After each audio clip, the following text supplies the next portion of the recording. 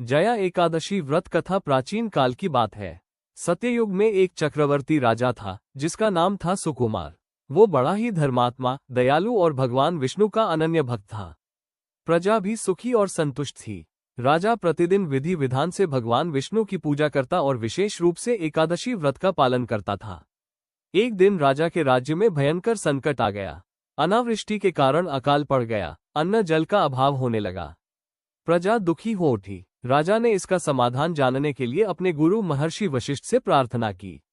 महर्षि ने कहा, हे राजन, यदि आप और आपकी प्रजा श्रद्धा से एकादशी व्रत रखें और भगवान विष्णु की उपासना करें तो अवश्य संकट दूर होगा। राजा ने पूरे राज्य में एकादशी व्रत का आदेश दिया। उस दिन सभी ने उपवास रखा, रात्रि में जागरण किया और ओम नमो भगवते वासुदेवाय मंत्र का जाप किया। स्वयं राजा ने निर्जल व्रत रखा और पूरी रात भगवान विष्णु का ध्यान किया।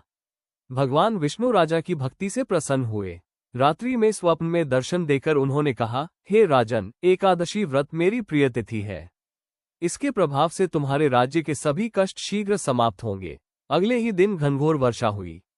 खेतों में हरियाली लौट आई, अन्न के भंडार भर गए और राज्य पुनः समृद्ध हो गया।